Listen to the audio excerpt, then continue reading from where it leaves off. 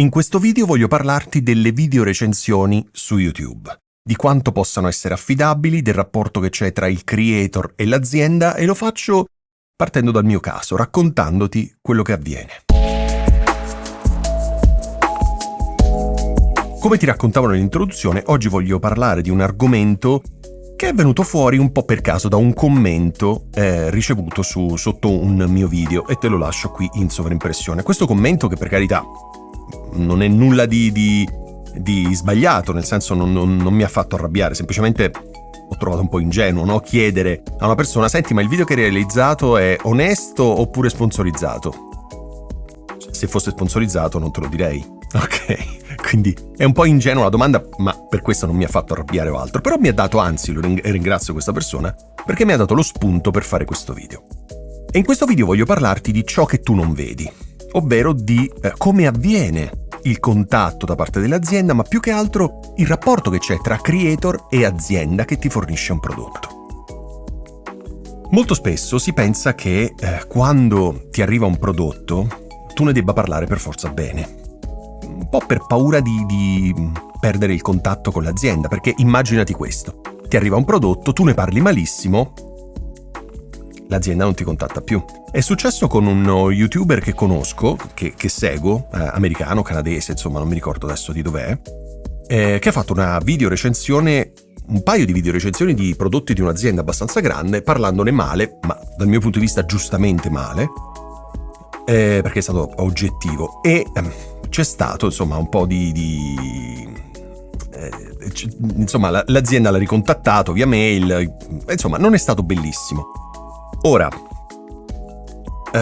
il punto qual è? È che nel momento in cui l'azienda ti manda un prodotto, nella maggior parte dei casi, almeno a me è sempre capitato così con aziende piccoline ma anche aziende più grandi, e lo sai perché segui i miei video, quindi sai di che aziende sto parlando, ma non voglio citarne nessuna perché non è il caso di citarne nessuna, sto facendo un discorso molto in generale.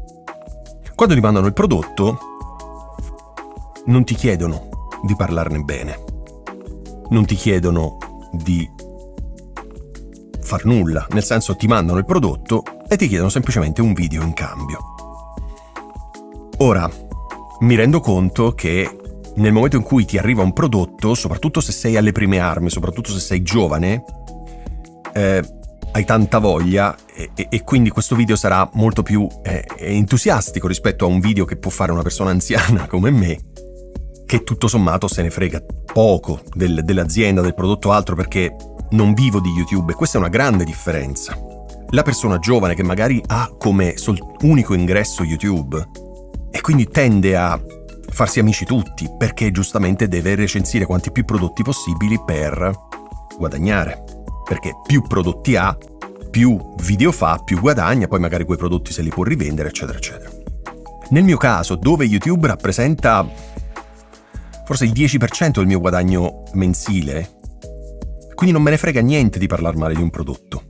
Tant'è che ho deciso di evitare determinati brand, determinate tipologie di marchi e di prodotti, che non credo pubblicherò più sul mio canale, perché sono prodotti veramente borderline, e quindi non sai quanti prodotti mi sono arrivati ed erano così pessimi che io ho detto: guarda, io non te lo faccio il video sul mio canale, perché dovrei parlare così male di questo prodotto, te lo rimando e non ne voglio sapere più niente, ok? Quindi ho fatto anche questo.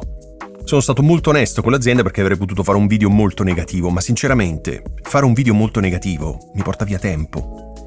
A che pro? Fare un video dove recensisco un prodotto, ne parlo totalmente male. Ci ho perso solo tempo, che cosa ne guadagno? Quindi è capitato, per questo ti dico che con certe aziende e certe tipologie di prodotto non penso di aver più niente a che fare in futuro, perché i loro prodotti sono veramente pessimi, quindi non vale proprio la pena di portarli sul canale, a meno che non devo fare dei video negativi, ma ti ripeto, è una questione proprio di tempo, io non voglio perdere tempo nella mia vita.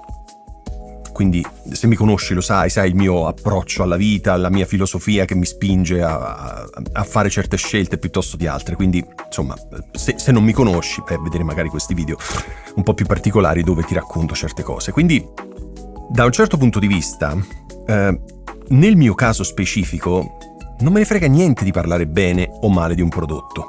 Sicuramente se il prodotto è pessimo, come ti ho detto, non faccio proprio il video, lo rimando indietro, oppure non ho nulla, non avrò più collaborazione con quell'azienda. Ma nel momento in cui arriva un prodotto, io devo testare quel prodotto e devo fare un video. Ora, il video che io faccio non lo faccio dopo 6 mesi dall'arrivo del prodotto, perché l'azienda ti chiede, soprattutto se c'è un lancio, e quindi se c'è un lancio sei obbligato a fare il video in quel periodo, in quel giorno, in quell'orario. Ma se non c'è un lancio, perché non è un prodotto che uscirà quel giorno, ma è un prodotto normale, comunque non è che ti danno tutto questo tempo, ti chiedono la cortesia di essere veloce. E quindi in quel poco tempo, tra virgolette, che hai a disposizione, non riesci a provare quel prodotto al 100%, perché non lo riesci a provare in tutte le situazioni. Facciamo l'esempio di un microfono. Il microfono io lo metto qui su, metto le cuffie, lo attacco al Tascam, lo provo, ci parlo, lo muovo, sento un po' i rumori, apro la finestra per vedere quanto cattura, accendo la luce per vedere quanto rumore arriva, magari accendo l'aria condizionata. Insomma, faccio una serie di test poi li ascolto dal computer, eccetera, eccetera. Faccio questi test, ti dicevo, per vedere le performance del microfono. Ma non ho la possibilità poi di fare miliardi di test. Lo testo qui, poi lo testo in quell'altra posizione, poi lo testo nel mio boot dove faccio le registrazioni serie, poi lo testo con la webcam sulla scrivania di là dove faccio le riunioni con i clienti, video di formazione, eccetera, eccetera, perché non avrei tempo, perché poi devo fare anche il video. E fare un video ci vuole tempo, ci vogliono ore, ok? Quindi capisci quanto realizzare un video costi in termini proprio di lavoro. Tant'è che quando hai a che fare con aziende grandi, i video che ti commissionano te li pagano veramente tanto. Ok, quindi quando io ho lavorato con aziende, lo sai perché ne ho parlato anche sul canale, o faccio altre cose con altre aziende dove firmo degli NDA perché sono video interni per l'azienda stessa, eccetera, eccetera, comunque quei video vengono pagati parecchio. Perché c'è un valore dietro, no? Non solo nella qualità audio e video che gli do, ma anche nel modo in cui racconto, quello che racconto, eccetera. Cioè, percepiscono un valore e quindi lo pagano quello che per loro è giusto. Quindi capirai bene che fare un video porta via tempo e questo tempo non viene ricompensato, l'azienda non ti paga, ok? Questo tempo non viene ricompensato dal valore dell'oggetto, perché se tu mi dai un microfono da 100 euro, il mio video vale più di 100 euro. Il tempo che ci ho impiegato per testare, il tempo che ho impiegato per registrare il video, il tempo che ho impiegato per post-produrre il video e per pubblicarlo, 100 euro è niente. Quindi se tu mi dai un microfono a 100 euro, il fatto che io abbia fatto un video ho già ricambiato il favore. Siamo pari, anzi, sarei in credito io. Però diciamo che quel microfono mi serve perché faccio views, magari mi contattano altre aziende, insomma si possono innescare tutta una serie di meccanismi, ok?